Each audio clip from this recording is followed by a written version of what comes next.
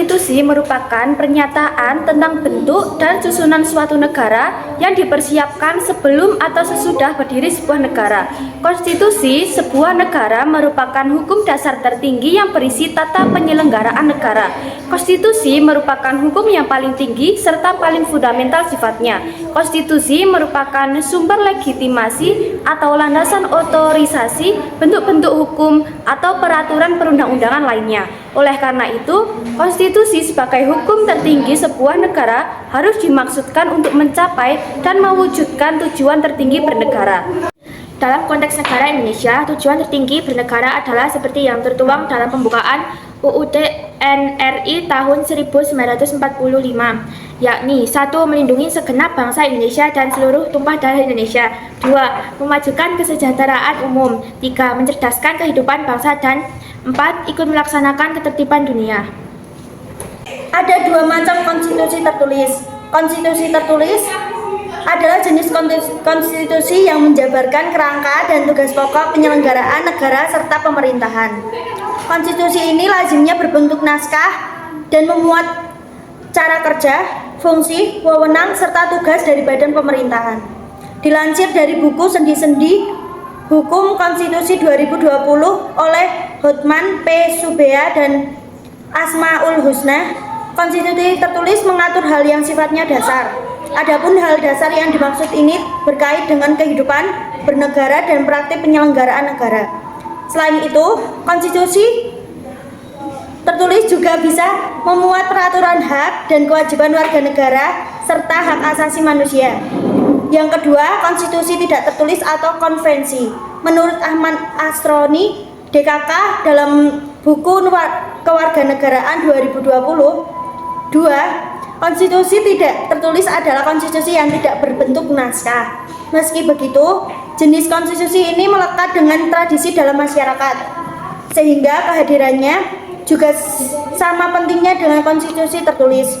Konstitusi tidak tertulis sering juga disebut konvensi. Isinya memuat kebiasaan, tradisi, dan adat masyarakat tertentu. Kehadirannya konvensi menandakan bahwa kelompok masyarakat masih menjunjung tinggi nilai, adat, tradisi, dan budayanya. Terkait hak dan kewajiban warga negara pasal 27.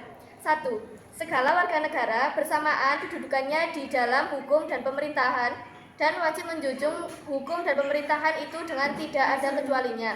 2. Tiap-tiap warga negara berhak atas pekerjaan dan penghidupan yang layak bagi kemanusiaan. 3. Setiap warga negara berhak dan wajib ikut serta dalam upaya pembelaan negara. Terkait dengan pemenuhan hak asasi manusia atau HAM, pasal 28. Kemerdekaan berserikat dan berkumpul, mengeluarkan pikiran dengan lisan dan tulisan sebagainya ditetapkan dengan undang-undang. Pasal 28A, setiap orang berhak untuk hidup serta berhak mempertahankan hidup dan kehidupannya. Pasal 28B. 1. Setiap orang berhak membentuk keluarga dan melanjutkan keturunan melalui perkawinan yang sah. 2. Setiap anak berhak atas kelangsungan hidup, tumbuh, dan berkembang, serta berhak atas perlindungan dan dari kekerasan dan diskriminasi. Pasal 28C. 1. Setiap orang berhak mengembangkan diri melalui pemenuhan kebutuhan dasarnya, berhak mendapat pendidikan dan memperoleh manfaat dari ilmu pengetahuan dan teknologi, seni budaya, demi meningkatkan kualitas hidupnya dan demi kesejahteraan umat manusia. 2. Setiap orang berhak untuk memajukan dirinya dalam memperjuangkan haknya secara kolektif untuk membangun masyarakat, bangsa, dan negaranya. Pasal 28D. 1. Setiap orang berhak atas perlakuan, jaminan, perlindungan, dan kepastian hukum yang adil serta perlakuannya yang sama di hadapan hukum. 2. Setiap orang berhak untuk bekerja serta mendapat imbalan dan perlakuan adil dan layak dalam hubungan kerja. 3. Setiap warga negara berhak memperoleh kesempatan yang sama dalam pemerintahan. 4. Setiap orang berhak atas status kewarganegaraan.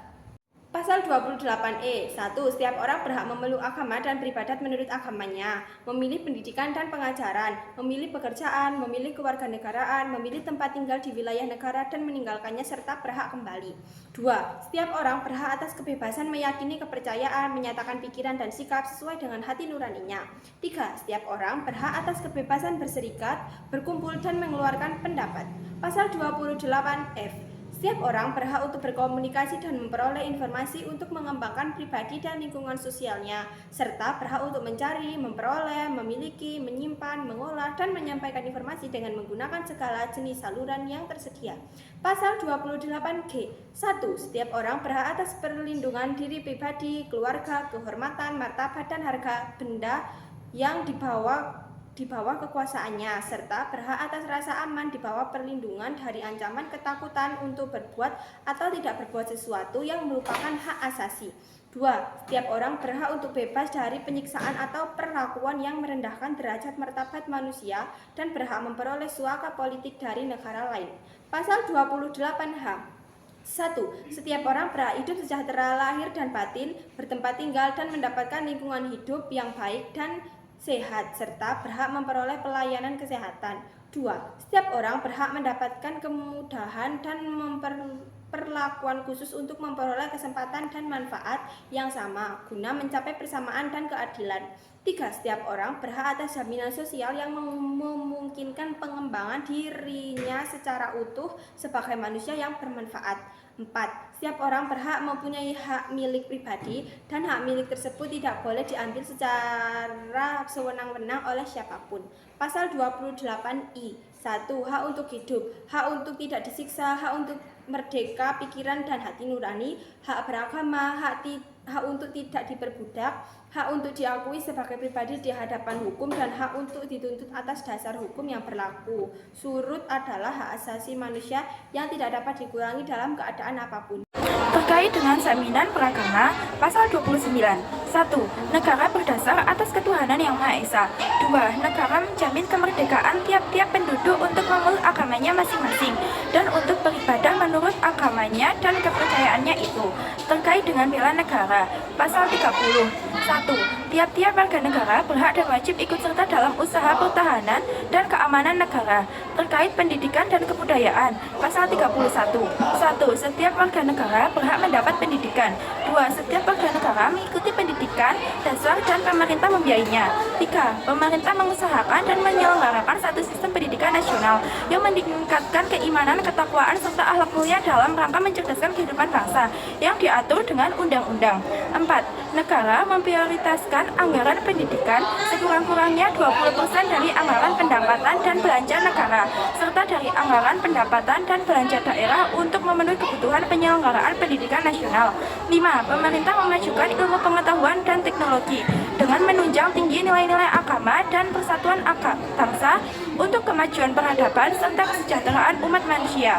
Pasal 32. 1. Negara memajukan kebudayaan nasional Indonesia di tengah peradaban dunia dengan menjamin kebebasan masyarakat dalam memelihara dan mengembangkan nilai-nilai budayanya. 2. Negara menghormati dan memelihara bahasa daerah sebagai kekayaan budaya nasional. Terkait dengan perekonomian nasional dan kesejahteraan sosial, pasal 33. 1. Perekonomian disusun dengan usaha bersama berdasarkan asas kekeluargaan. 2. Cabang-cabang produksi yang penting bagi negara dan yang menguasai hajat hidup orang banyak dikuasai oleh negara. 3. Bumi dan air dan kekayaan alam yang terkandung di dalamnya dikuasai oleh negara dan dipergunakan untuk sebesar-besarnya kemakmuran rakyat.